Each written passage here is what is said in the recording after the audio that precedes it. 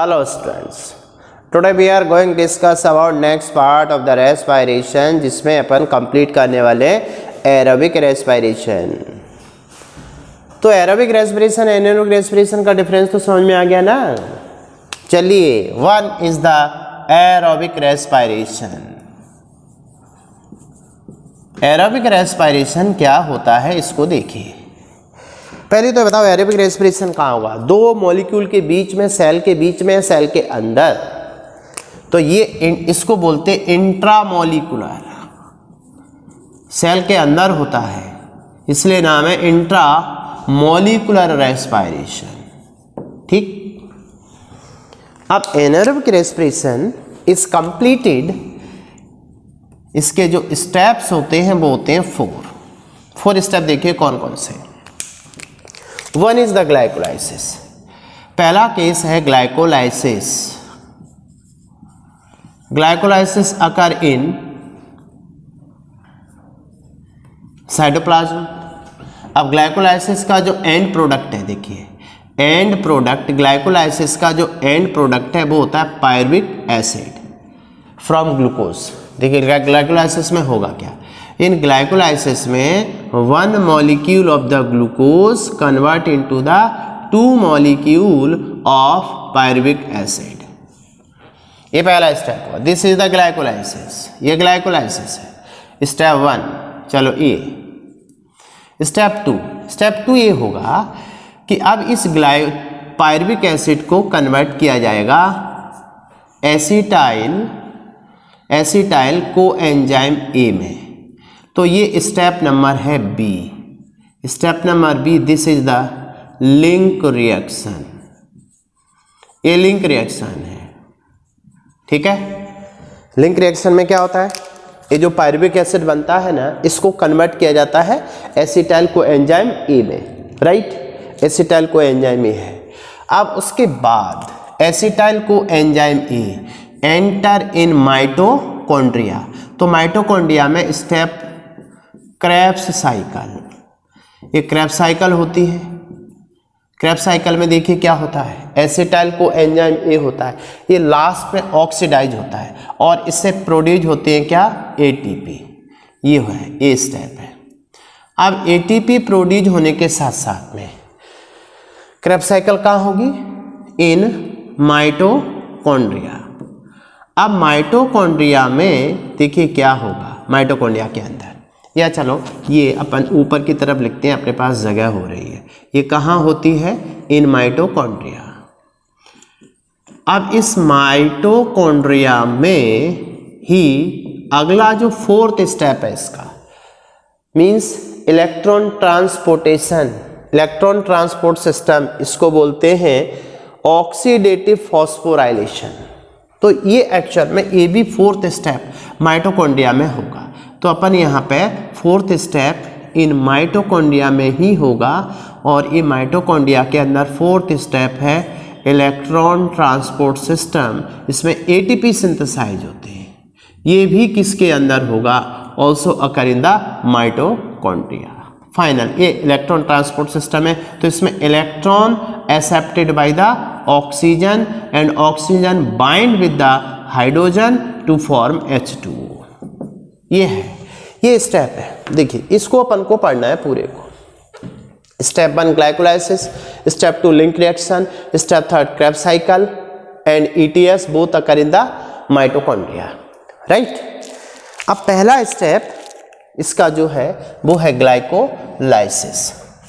तो we discuss about the glycolysis. One, पहला step glycolysis. Glycolysis देखिए, glycolysis was discovered by the 3 scientist. इसकी जो डिस्कवरी है, डिस्कवर्ड बाय 3 साइंटिस्ट। तो 3 साइंटिस्ट कौन कौन से हैं वो बस ऐसा नाम लिख देते हैं अपन यहाँ पर। EMP पाथवे भी नाम देते हैं। इम्बर्डन, मेयरहॉफ एंड पार्नास। तो इसका एक नाम और क्या बन जाता है, EMP pathway, also called glycolysis, also called EMP pathway on basis of discovery. 3 scientist, EMP, ये वर्ड आ गया यहां से, ये आ गया एमेडन, M आ गया मेयरहॉफ एंड P फ्रॉम पार्नास। दूसरी बात, ये जो ग्लाइकोलाइसिस होती है, दिस इज द एनएरोबिक, ये एनएरोबिक है, बेसिकली एनारोबिक रेस्पिरेशन है। आकार ये कहाँ पाई जाती है, आकार इन साइटोप्लाज्म, साइटोप्लाज्म के अंदर होती है। जितने भी एंजाइम होते हैं जब साइटोप्लाज्म में होती है तो इसमें बहुत सारे एंजाइम होते हैं, और इन एंजाइम की जो प्रेजेंस है वो कहाँ मिलती है, इन द साइटोप्लाज्म। देखिए ध्यान दीजिए, ग्लाइकोलाइसिस पहला स्टेप है, चाहे वो एरोबिक रेस्पिरेशन हो चाहे एनारोबिक रेस्पिरेशन हो, मीन्स इसको कॉमन स्टेप भी बोलते हैं। ग्लाइकोलाइसिस में देखिए हो क्या रहा था, 1 molecule of the glucose convert into the 2 molecule of the pyruvic acid. For example यहाँ देखिए 1 मॉलिक्यूल ऑफ द ग्लूकोज है ये, और ये कन्वर्ट होता है 2 molecule of the pyruvic acid in the cytoplasm. अब उसके बाद में यहाँ पर O2 प्रेजेंट है और O2 एब्सेंट है। इस बेस पे 2 टाइप का रेस्पिरेशन हुआ, एक हुआ एरोबिक और दूसरा हुआ एनएरोबिक। 2 तरह का रेस्पिरेशन है ये, एरोबिक एंड एनारोबिक रेस्पिरेशन हुआ।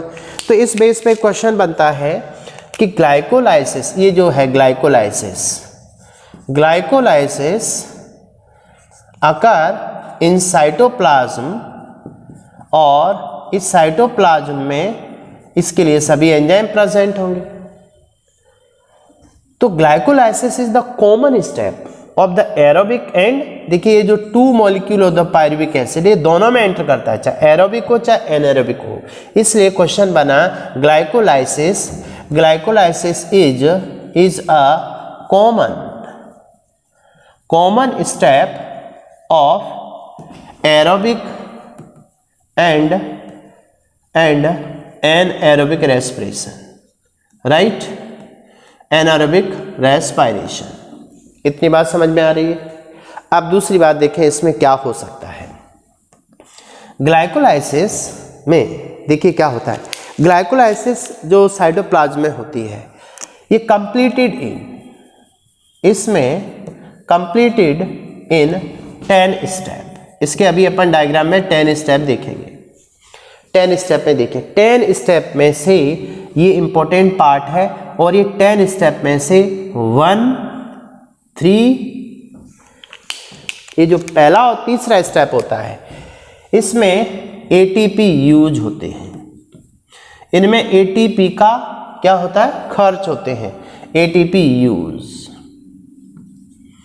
बट तो इसका मतलब क्या हुआ, ATP गेन या ATP पे ऑफ, अपन ने पे किया तो पे ऑफ होते हैं 1/3 स्टेप पे।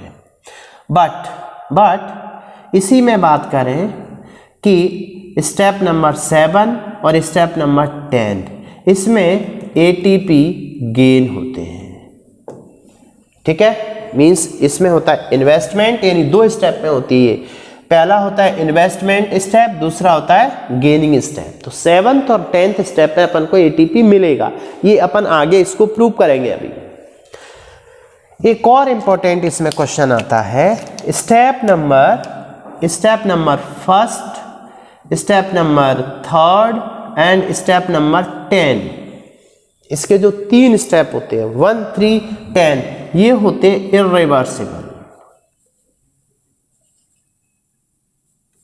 इरिवर्सिबल होते हैं,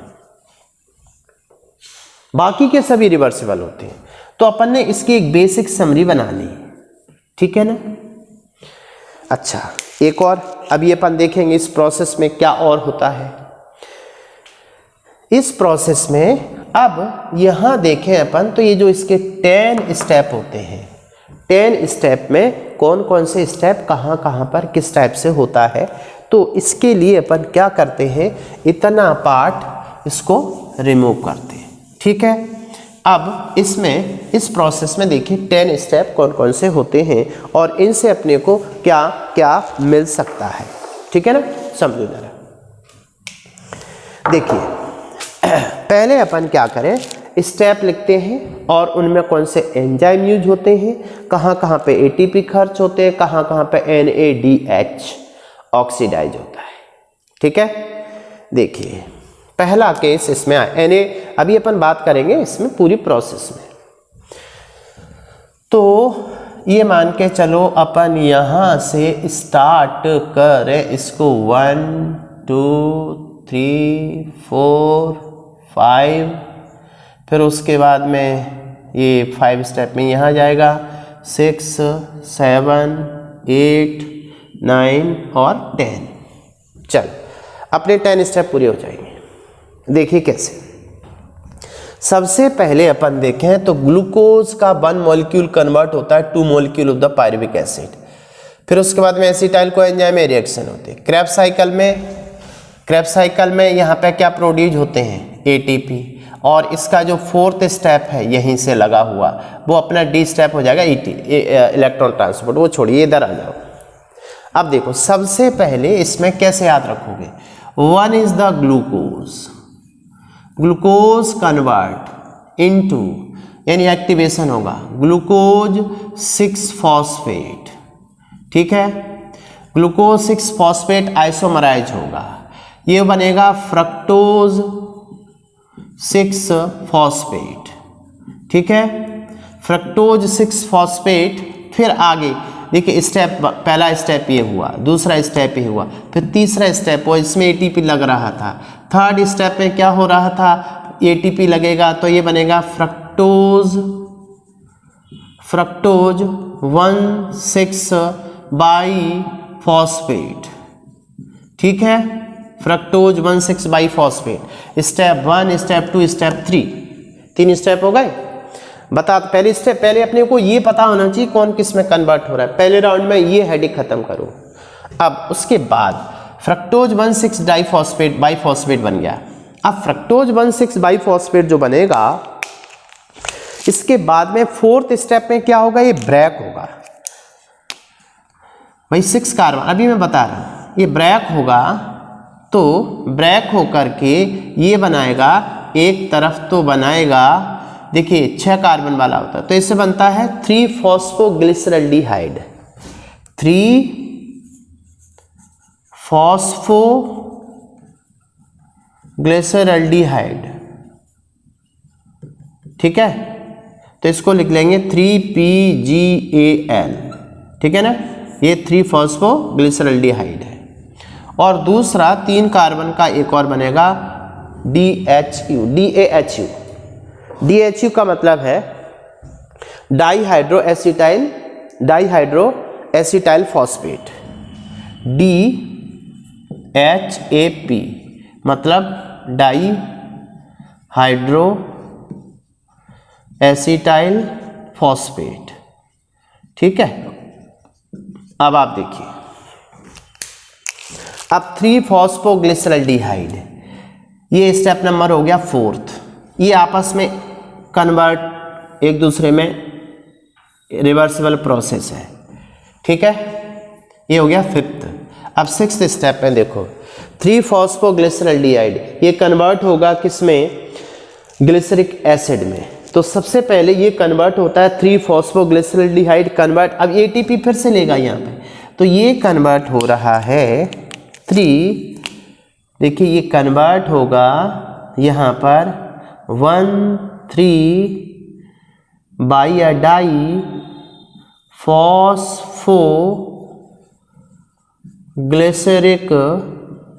एसिड, ठीक है। अब ये कन्वर्ट आगे होगा 3 phosphoglyceric acid, 3 phosphoglyceric acid convert into 2 phosphoglyceric acid, और ये कन्वर्ट होगा नेक्स्ट स्टेप में 2 फॉस्फोइनॉल पायरुविक एसिड, माने पीईपी बोलते हैं इसको, पीईपी, ठीक है। और लास्ट में फॉस्फोइनॉल पायरुविक एसिड, ये कन्वर्ट हो जाएगा two molecule of the pyruvic acid. ये है, ये अपने 10 स्टेप है। अब इन 10 स्टेप को फिलअप करते हैं, कहाँ कहाँ क्या हो रहा है। अब यहाँ देखिए 10 स्टेप में 1, 3 एंड 10। पहले तो स्टेप देखिए कौन कौन से 10 स्टेप में। 10 स्टेप में स्टेप नंबर अपन यहाँ पे इसको देखें तो एनसीईआरटी में आप चाहें तो देख सकते हैं, वहाँ थोड़ा सा कहीं ना कहीं कन्फ्यूजन है। एनसीईआरटी निकाल लो, मैं भी निकाल के देखता हूँ एनसीईआरटी में क्या क्या हो रहा है, ठीक है। चलो देखिए, सबसे पहले थोड़ा अपन एनसीईआरटी से कुछ क्वेश्चन ऊपर के ले जाएंगे जिससे अपन को समझने में ईजी रहेगा, राइट। देखो सबसे पहला स्टेप अपन देखते हैं, यहाँ पे स्टेप नंबर काउंट करो कौन कौन से हैं। तो स्टेप नंबर 1 अपन कलर बदल देते हैं। Step number 1, step number 1 means अपन यहाँ लिखते हैं साइड में, ठीक है। 1, 2, 3, ये 4, ये 5 स्टेप, चलो नीचे लिख देते हैं या ऊपर कहीं पे भी 5।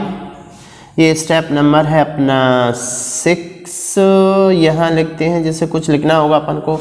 ये 7 है, ये 8 है, ये 9 है, ठीक है, 9 स्टेप है, ये 10, लास्ट में 10 आ गया। 10 स्टेप हो गए अपने। अब 10 में से कौन कौन से स्टेप इरिवर्सिबल है, तो देखिए 1, 3, 10 बिना कुछ देख के बोल दो। ये वाला स्टेप रिवर्सिबल है, एक ही डायरेक्शन में जाएगा। स्टेप नंबर 3 रिवर्सिबल है, एक ही डायरेक्शन में जाएगा।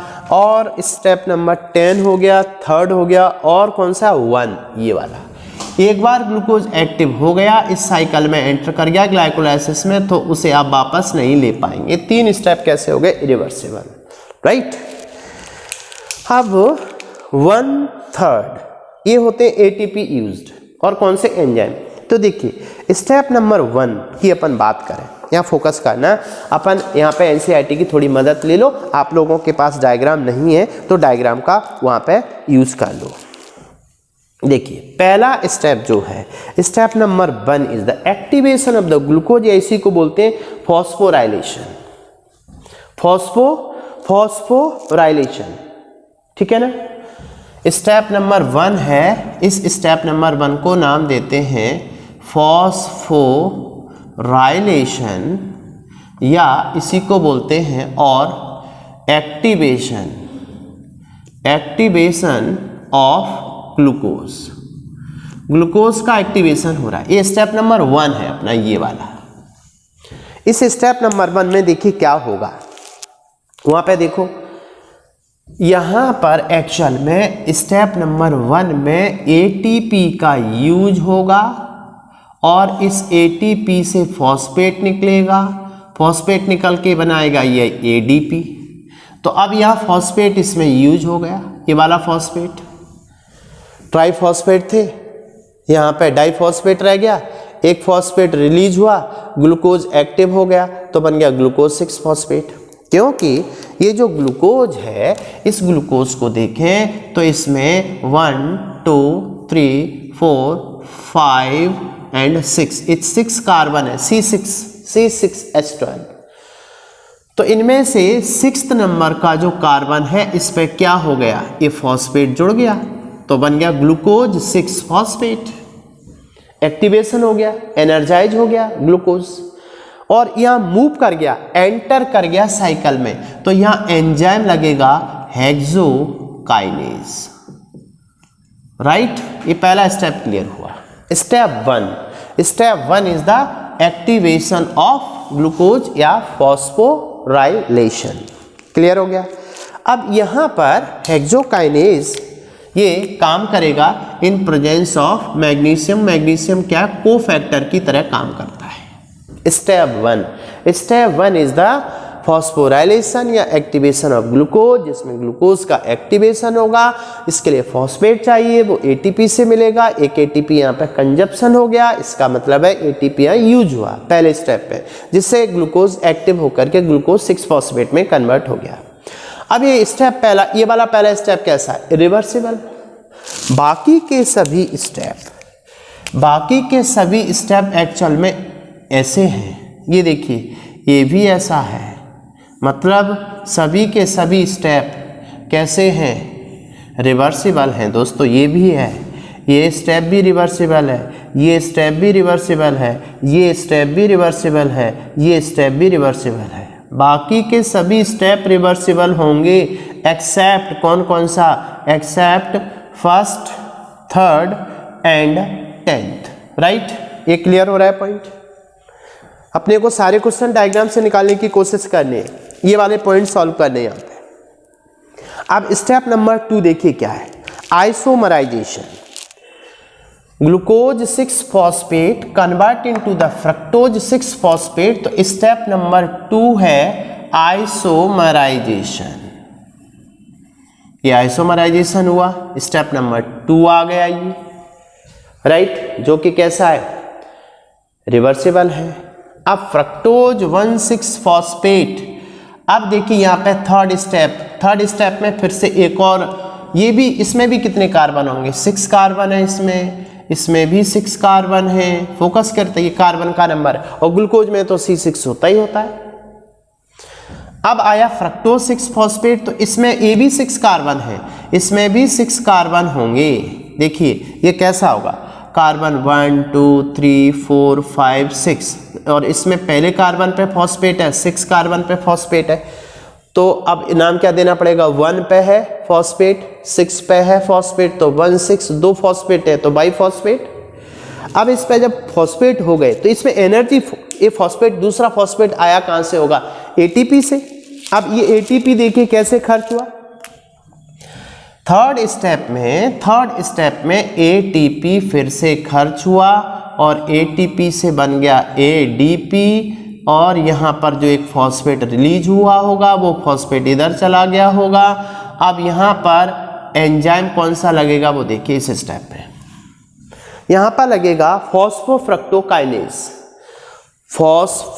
फॉस्फोरस ग्रुप को जोड़ेगा, तो फॉस्फोफ्रक्टोकाइनेज ये एंजाइम लगा, और कोफैक्टर इसमें मैग्नीशियम भी काम करेगा। अब ये स्टेप क्या कहलाता है? Third step. इसमें फॉस्फेट ग्रुप का यूज हुआ, तो सेकंड फॉस्फोराइलेशन है। ये third step is the phosphorylation. ये सेकंड फॉस्फोराइलेशन हुआ। फर्स्ट फॉस्फोराइलेशन पहले स्टेप में, second phosphorylation on the third step. 3 step clear हो गए। अब आते हैं फोर्थ स्टेप में। फोर्थ स्टेप में देखिए क्या हो रहा है। फोर्थ स्टेप में अब इसमें जो 6 कार्बन थे ये बीच में से ब्रेक होगा तो 3 कार्बन वाला एक आ गया, तो 3 फॉस्फोग्लिसरॉल्डिहाइड, इसमें भी 3 कार्बन होंगे और इसके अंदर भी 3 कार्बन होंगे। टोटल 6 कार्बन थे फ्रक्टोज 1,6 फॉस्फेट में, तो 3 2 पार्ट में स्प्लिट हो गया। अब यहाँ फोकस करें तो ये 3 कार्बन वाला है, 3 फॉस्फो, तो इसमें क्या हो रहा है? फोर्थ स्टेप में ये ब्रेकडाउन हो रहा है। This step is called lysis. Fourth step is the lysis. ठीक, चौथे स्टेप पे ब्रेक हुआ, टूट गया, दैट इज कॉल्ड लाइसिस। अब नेक्स्ट फिफ्थ स्टेप देखिए। फिफ्थ स्टेप में क्या हो रहा है? यहां पर एक्चुअल में एंजाइम कौन सा लगेगा वो देखिए। तो इस स्टेप पे एंजाइम लगता है कौन सा? एल्डोलेज एंजाइम लगता है यहां पर, एल्डोलेज। और इस एल्डोलेज एंजाइम की प्रेजेंस में क्या हो रहा है? Fifth step, this fifth step is iso इस फिफ्थ स्टेप को बोलते हैं आइसोमराइजेशन। ठीक है, ये फिफ्थ स्टेप हो गया यहां पर, यानी सेकंड आइसोमराइजेशन हुआ स्टेप नंबर 5 पर। अब आइसोमराइजेशन के बाद में नेक्स्ट देखिए 2 फॉस्फोराइलेशन हो चुके हैं 5वें स्टेप आते आते, और 2 हो चुके हैं आइसोमराइजेशन सेकेंड एंड फिफ्थ, और इसके बाद में अब आते हैं 6th स्टेप पे। ये इंपॉर्टेंट स्टेप होता है 6th नंबर का, आपके एनसीईआरटी में देखिए, वहाँ पे फोकस करना है इस पॉइंट को। 6th स्टेप के बाद अच्छा इसमें क्या हो रहा था 1 to 5th स्टेप, इसमें एनर्जी यूज हुई थी। अब उसके बाद देखिए 1/3 ये एक्चुअल में कौन सा है 1 to 5, 1 से लेकर के 5 तक इसमें एनर्जी क्या हुई थी, कंजप्शन हुआ था, एनर्जी इन्वेस्टमेंट फेज थी। तो अपन इसको इन्वेस्टमेंट फेज 1 to 5 हुई। अब आता गेनिंग फेज जिसमें अपने को गेनिंग मिलती है। तो गेनिंग में कौन सा आ रहा है 7th 10, यहाँ पे एटीपी गेन होगा। अब एटीपी गेन होता है तो देखिए आप एनसीईआरटी में जाके थोड़ा सा वहाँ पढ़ोगे तो आपको एक केमिस्ट्री वाला पॉइंट मिलेगा, वहाँ पे मिलेगा फॉस्फोराइलेशन, रिडॉक्स एंड डिहाइड्रोजिनेशन। देखिए डिहाइड्रोजिनेज एंजाइम लगेगा और डिहाइड्रेशन हो रहा है वहाँ पे। इंपॉर्टेंट पॉइंट ये आता है इसमें, ये देखो यहाँ पर अब 3-फॉस्फोग्लिसरल्डिहाइड पे देखिए एक और फॉस्फेट आ रहा है। तो उस फॉस्फेट का सोर्स क्या है H3PO4, H3PO4। यहाँ फोकस करना है अपन को, यहाँ पर अपने को H3PO4 एक फॉस्फोरिक एसिड होता है, इसमें 2 मॉलिक्यूल यूज होते हैं और ये एक्चुअल में देते हैं यहाँ पर इनऑर्गेनिक फॉस्फेट। IP का मतलब यहाँ पर इनऑर्गेनिक फॉस्फेट है। इस स्टेप में जो साइटोप्लाज्म है उसमें पड़ा हुआ है फॉस्फोरिक एसिड, उससे अपने को फॉस्फेट मिला, इसलिए हो गया 1-3। पहले तो 3 था, एक और उस पर जुड़ गया। देखिए ये भी 3 कार्बन वाला है ना 1 2 3, तो इसमें पहले पे भी फॉस्फेट था ही यहाँ, अब एक और फॉस्फेट आ गया तो होगा 1,3-डाइफॉस्फोग्लिसरिक एसिड। अब ग्लिसरिक एसिड जो हुआ तो इसमें अपन देखते हैं यहाँ पर डिहाइड्रेशन होगा, डिहाइड्रोजिनेज एंजाइम लगेगा। डिहाइड्रोजिनेज एंजाइम देखिए क्या कर रहा है, एक तो पहला स्टेप यहाँ पे NAD, इसको फोकस करिए। पहले स्टेप में NAD, यहाँ पर अपन लिखा NAD और ये NAD कन्वर्ट हो रहा है NADH में। यदि एक मॉलिक्यूल होता है, देखिए यहाँ पे ये जो अब एंटर करेंगे अपन को, एंटर करेंगे तो अपने को 2 molecule of the pyruvic acid बनाने हैं। यदि अपन एक मॉलिक्यूल लेते हैं 3-फॉस्फोग्लिसरल्डिहाइड का तो एक मॉलिक्यूल बनेगा पायरुविक एसिड का, क्यों इसके पायरुविक एसिड के अंदर भी 3 कार्बन है, इसमें भी 3 कार्बन है, 3 कार्बन है। अपने को 6 कार्बन पे ले जाना है, इसको डबल चलाना है तो इसके 2 मॉलिक्यूल लेने पड़ेंगे। तो यहाँ पर अपन हटा देते हैं, इसके कितने मॉलिक्यूल होंगे 2 मॉलिक्यूल। तो ये पूरी प्रोसेस 2 मॉलिक्यूल को जाएगी, into 2 molecule, into 2 molecule, into 2 molecule 2, और लास्ट में ये 2 मॉलिक्यूल अपना आ ही गया। समझ आ रहा है? तो इसका मतलब है कि यहाँ पर 2H3PO4 तो 2 NAD और 2 NADH ये बनेंगे। और इस स्टेप में देखिए अपन ने कहा यहाँ पर डिहाइड्रोजिनेज एंजाइम लगेगा, तो डिहाइड्रेशन हुआ। डिहाइड्रेशन मतलब यहाँ पर H2O ये यूज हुआ। अब यहाँ पे देखिए कंडीशन क्या है, ये समझने की कोशिश करो। इसमें ये एल्डिहाइड है, एल्डिहाइड से क्या बन रहा है एसिड। तो अब आप केमिस्ट्री लगा सकते हो। इन्होंने कहा यहाँ पे फॉस्फोराइलेशन, फॉस्फोराइलेशन देखिए 6वां स्टेप इंपॉर्टेंट है, तो 6वें स्टेप को ये वाला स्टेप है यहाँ लिख रहे हैं अपन। देखिए इसमें क्या क्या हो रहा है, इसमें हो रहा है फॉस्फोराइलेशन हो रहा है। फॉस्फोराइलेशन के लिए कौन आया H3PO4, फॉस्फोराइलेशन हुआ, ठीक है। और फॉस्फोराइलेशन के अलावा और क्या हो रहा है इसमें, और दूसरा स्टेप इसमें हो रहा है रिडॉक्स। ये रिडॉक्स प्रोसेस भी है 6वां, रिडॉक्स। एंड रिडॉक्स के साथ साथ में क्या हो रहा है डिहाइड्रेशन, डिहाइड्रेशन। ये 6वें स्टेप पे हो रहे हैं इस वाले में, तो देखिए कैसे कैसे हो रहा है। H3PO4 है, इसने फॉस्फेट ग्रुप दिया तो फॉस्फोराइलेशन हुआ, एटीपी से नहीं मिला, ये याद रखो, क्योंकि नेक्स्ट स्टेप में अपने को एटीपी गेन होना है, तो यहाँ एटीपी खर्च नहीं होगा, मतलब फॉस्फेट ग्रुप जो फॉस्फोराइलेशन जो हुआ वो एक्चुअल में H3PO4 पर हुआ। अब बात उठी कि भाई H3PO4 के बाद में फॉस्फोरस ग्रुप बन गया, अब हो रहा है यहाँ पे डिहाइड्रेशन। डिहाइड्रेशन में क्या हुआ कि जो एल्डिहाइड ग्रुप है, एल्डिहाइड ग्रुप पे क्या होता है CHO और उससे बनता है COOH, एसिड, एसिड बनेगा। तो एल्डिहाइड और एसिड, इनमें दोनों में क्या हुआ, ये प्रोसेस कौन सी है, रिवर्सिबल।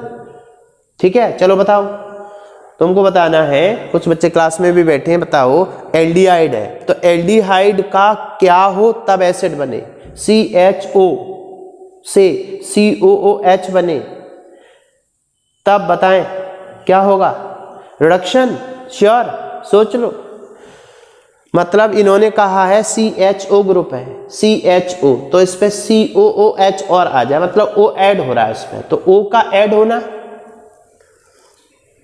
बताएं, O का ऐड होने से एसिड बनेगा, तो O का ऐड होना माने बताएं भाई ऑक्सीडेशन, जिससे O रिमूव हो उसका रिडक्शन। सोच लो, तुम लोग भी ध्यान दे लेना। तो इसको अपन कौन सी प्रोसेस बोलते हैं, रेडॉक्स, रिडक्शन एंड ऑक्सीडेशन। समझ आया। अब आया दूसरा डिहाइड्रेशन, डिहाइड्रेशन में हाइड्रोजन रिमूव होगा। 3 स्टेप हुए, किसमें, स्टेप नंबर 6 में फॉस्फोराइलेशन के लिए H3PO4, एल्डिहाइड से एसिड का बनना, रिडॉक्स रिएक्शन, और उसके बाद में डिहाइड्रेशन, वाटर रिमूव होगा। ये स्टेप हुए। और एंजाइम कौन सा लगेगा यहाँ पर, in presence of dehydrogenase, enzyme कौन सा लगेगा, डिहाइड्रोजिनेज। अंडरस्टूड है। मैं कहाँ लिख सकता हूँ जगह, इसमें यहाँ लिख सकता हूँ, यहाँ एंजाइम कौन सा लगेगा, डिहाइड्रोजिनेज। ठीक है, ये क्लियर हो गया, डिहाइड्रोजिनेज। अब ठीक है, अब आ गए अपन स्टेप नंबर कौन सा, 7th। तो देखिए स्टेप नंबर 1 क्या था, phosphorylation. Step number 2 isomerisation. 3rd फिर से फॉस्फोराइलेशन। 4th में स्प्लिट हो गया, लाइसिस हो गया। 5th पे गए तो फिर से वहां पे आइसोमराइजेशन हुआ एल्डोज की प्रेजेंस में। 6th स्टेप हुआ, फॉस्फोराइलेशन भी हो रहा है, रिडॉक्स हो रहा है, एल्डिहाइड एसिड में बदल रहा है और डिहाइड्रेशन हो रहा है, डिहाइड्रोजिनेज एंजाइम प्रेजेंट है। अब नेक्स्ट स्टेप 7th में देखिए क्या हुआ, जो 1,3-डाइफॉस्फोग्लिसरिक एसिड था वो कन्वर्ट हो रहा है 3-फॉस्फोग्लिसरिक एसिड में। तो ATP gain 7th and 10th। तो यहाँ पे जो 1 और 30 पहले और तीसरे कार्बन पे जो फॉस्फेट था वो अलग हो रहा है एक के लिए, तो इसका मतलब यहाँ पे फॉस्फेट रिलीज हुआ। फॉस्फेट रिलीज हुआ, इट मीन्स देखिए अब अपन 2 मॉलिक्यूल ले रहे हैं इसके, तो 2 मॉलिक्यूल लेने का मतलब यहाँ पर 2 ADP होगा और 2 ADP पे 2 फॉस्फेट रिलीज होंगे, तो इससे बन जाएगा 2 ATP। ये क्लियर हो गया, कोई दिक्कत यहाँ समझ आ रही है, क्लियर होना ये पॉइंट। अच्छा, दूसरी बात देखिए, ट्रांसफॉस्फोराइलेज एंजाइम कौन सा यूज होगा यहाँ पर, यहाँ पे एंजाइम होगा ट्रांसफॉस्फोराइलेज। ट्रांसफॉस्फोराइलेज मीन्स ट्रांसफर करेगा फॉस्फेट ग्रुप को। Step number 7th। अब आता है स्टेप नंबर 8। 8 पे देखिए क्या हो रहा है, ये म्यूटेज लग रहा है। एंजाइम कौन सा लगेगा यहाँ पर, म्यूटेज एंजाइम, जिससे कन्वर्ट हुआ 2-फॉस्फोग्लिसरिक एसिड में। उसके बाद में म्यूटेज के बाद में इनोलेज। नेक्स्ट स्टेप एंजाइम कौन सा लगता है यहाँ पर, इनोलेज। और इनोलेज एंजाइम देखिए इस स्टेप नंबर 9th है। तो 9th पे ऐसा कुछ स्पेसिफिक नहीं हुआ, बट यहाँ पर 2 molecule of the water remove हो जाएंगे, 2H2। थोड़ा एनसीईआरटी में कम दिया है, उन्होंने 1 मॉलिक्यूल को लेके बात की है, इसलिए एक क्वेश्चन सॉल्व कम हो पा रहा है, वो नीचे दे रहे हैं, एक ऑब्लिक लाइन में एक क्वेश्चन नीचे दिया है उन्होंने। उस क्वेश्चन में लिखा हुआ है, आप देख सकते हैं, वो क्वेश्चन में कह रहे हैं कि कितने एटीपी मॉलिक्यूल नेट प्रोड्यूस होंगे इन द ग्लाइकोलाइसिस। तो अभी अपने सामने क्वेश्चन आंसर आ जाएगा। अब देखिए लास्ट स्टेप गया कौन सा, 10th, 9th हो गया। 10th स्टेप में फिर से एटीपी रिलीज होगा। तो यहाँ पर 2 मॉलिक्यूल अपन ने लिए हैं, देखिए 2 मॉलिक्यूल यहाँ पर लिए थे अपन ने, तो इसका मतलब है 2 मॉलिक्यूल ऑफ द एडीपी, यहाँ पर अपने को 2 मॉलिक्यूल ऑफ द एटीपी यहाँ पे मिल जाएंगे। तो नेट गेन 2 + 2 = कितने का होगा, 4 का वो आंसर निकल आया। ये उनके अकॉर्डिंग जाते हैं, 1 मॉलिक्यूल लेते हैं तो 2 ही आ रहा है, ये कंफ्यूजन वाला पॉइंट था, वो क्लियर हो गया। 2 + 2 = 4, नेट गेन 4 का होगा। Net gain, net total produce होंगे 4, समझ आ रहा है। अभी मैं क्वेश्चन देता हूं वहां पे। अच्छा यहाँ पे क्या लगा, पायरुविक एसिड काइनेज, एंजाइम कौन सा लगेगा, यहां पर एंजाइम लगेगा पायरुविक एसिड काइनेज, और पायरुविक एसिड काइनेज के साथ साथ cofactor magnesium ion. This is total information in glycolysis. Clear हो रहा है पॉइंट। अब इस ग्लाइकोलाइसिस से रिलेटेड अपन देखते हैं, इसमें gross product and net product, यहीं पे देखिए ग्लाइकोलाइसिस के लेके एक तरफ अपन ने कहा ग्रॉस प्रोडक्ट इसमें, और दूसरा यहीं पर देखें इसमें net product. Gross product and net product in glycolysis. चलो अब मैं क्वेश्चन दे रहा हूं आपको पहला। मेरा पहला क्वेश्चन यहां पर है कि 2 molecule of the pyruvic acid, last में तो gross product 2 molecule of the pyruvic acid ही है। 2 molecule of pyruvic acid, same ऐसा ही है, 2 मॉलिक्यूल ऑफ पायरुविक एसिड, ये पहला पॉइंट है। दूसरा 2 मॉलिक्यूल है। अब सेकंड है NADH। देखिए अपने को NADH केवल एक जगह मिला है, तो दोनों में ग्रॉस भी और टोटल भी कितना है, 2। तो 2 NADH, इधर भी 2 NADH। क्वेश्चन नंबर थर्ड देखिए, थर्ड में कहा कि ग्रॉस एटीपी कितने जा रहे हैं, 2 + 2 = 4। तो यहां पे ग्रॉस में जाएंगे 4 ATP। अब ग्रॉस में से कितने खर्च हो गए थे, देखो एक ATP ये खर्च हो रहा है अपना, यहां पर एक ATP ये चला गया, सेकेंड फॉस्फोराइलेशन में एक ATP अपना ये चला गया। तो यहाँ पे कंजप्शन कितने का हुआ, 4 प्रोड्यूस हुए, जो पे ऑफ प्रोसेस है उसमें 4 मिलते हैं, 2 अपने खर्च हो जाते हैं, 2 खर्च हो जाते हैं, तो नेट प्रोडक्ट कितना हुआ ATP का, नेट प्रोडक्ट हुआ 2 ATP। ये सारे क्वेश्चन अपने यहाँ से सॉल्व होते हैं, ठीक है। अब एक क्वेश्चन जो NCERT से रिलेटेड था, वो NCERT से रिलेटेड अपनी बुकलेट में आप देख सकते हो, थोड़ा सा NCERT की हेल्प लेना होती है अपन को। पेपर बेसिकली NCERT से ही बनता है, उसको एक्सप्लेन करके अपन समझते हैं हर स्टेप को। देखिए इसमें बहुत सारे क्वेश्चन सॉल्व होते हैं, इस वाले स्टेप में, इस वाले स्टेप से। अब एक क्वेश्चन ऐसा पूछा गया, calculate how many ATP molecule are directly synthesised in glycolysis from 1 glucose molecule. Answer कितना, डायरेक्टली सिंथेसाइज्ड। तो डायरेक्टली सिंथेसाइज कितने हैं, ये देखो, ये वाला ATP, ये वाला ATP, ये दोनों के दोनों कैसे हैं, डायरेक्टली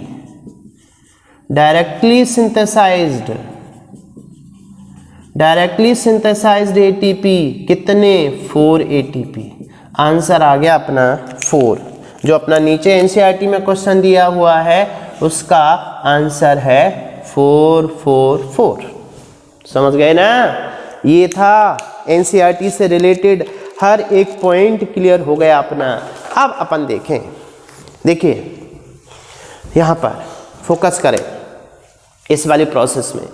तो एक 2 मिनट के अंदर इसका क्विक रिव्यू देखिए, रिवाइज कीजिए क्या हो सकता है, कैसे हो सकता है, इसमें क्या क्या क्वेश्चन नीट को लेके बन सकते हैं, वो सबसे इंपॉर्टेंट पार्ट होगा। समझ रहे हैं ना।